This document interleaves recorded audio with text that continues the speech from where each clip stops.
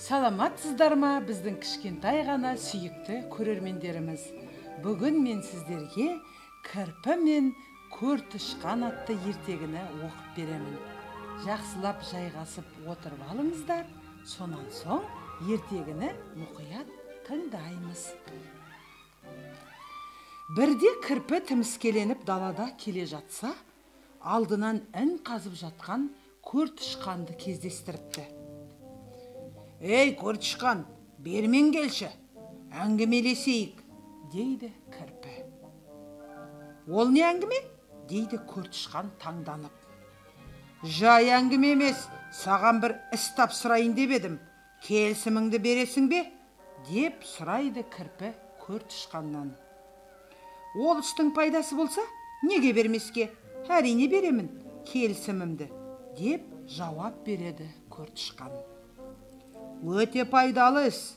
Екеуміз бірлесіп, мына ен далаға егін салайық. Сен жер қаз, мен дән егейін.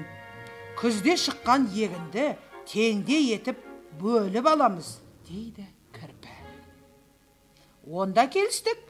Бұл ұсынысың маған ұнап тұр», деп көртышқан ары қарай інін қаза береді. Сөйтіп екеуі бір күні іске кіріседі. Көртышқан жер қазып, кірпі әрі-бері аунап, жерді тегістейді де оған бидай дәнін себеді. Екеуі күн-түн демей еңбек етеді. Сөйтіп айлар өтеді, сары күз де жетіп келеді. Кірпі мен көртышқанның еккен егіні өте жақсы шығып, дән толы масақтар иіліп, жайқалып тұрады. Екі дос егінді жинап алып, бөліске салмақ болады. Бірақ кірпі уәдесін орындамай, өзіне бір қап бидай алып, көртышқанға жарты қап бидай береді. «Әй кірпі, мұның қалай? Күзде өнімді теңдей бөлеміз деп едің ғой, сөзіңде неге тұрмайсың?» дейді көртышқан ашуланып. «Өйткені мен көп жұмыс істедім. Көрмейсің бе? Жерге дән егем деп жүріп, инелерімді сындырып алдым», дейді кірпі. «Ал менше, жер қазып жүріп, тырнақтарымды сындырдым. Міне, көрсем бесең», деп көртышқан тырнақтарын көрсетеді. Екеуі ары дауласады, бері дауласады. Ақыры бір-бірін жағадан алып арпалыса кетеді.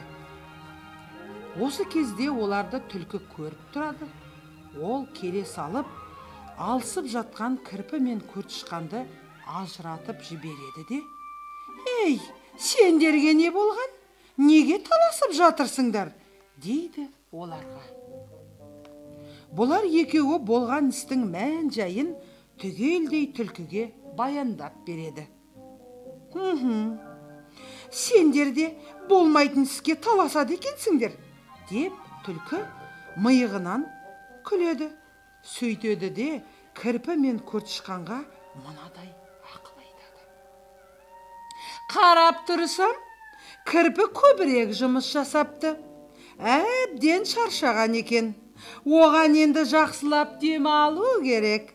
Сондықтан кірпіге бидайдың сабанын берейік. Жұмсақтың үстіне жатып, әбден ұйқысын қандырып алсын.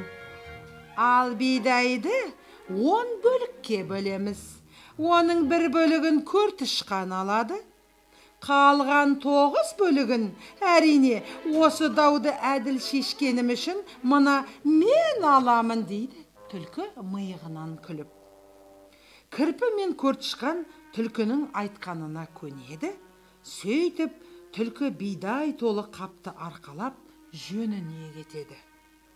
Көп ұзамай кірпі мен көртышқан бәрін түсініп, алданып қалғандарын біледі. Сонда көртышқан: «Ей досым-ай, екеуміз бекер дауластық. Көрмейсің бе, дауласамыз деп қу түлкіге алдандық. Бүкіл еңбегіміз зая кетті», дейді көртышқан.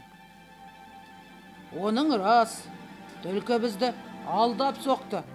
Әттең, бәріне мен кінәлімін. Бидайды екеумізге теңдей етіп бөлсем, мұндай болмас еді, дейді кірпі өкініп. Сөйтіп кірпі қателігін түсініп, өкініштен өзегі өртеніп, орманға кетеді.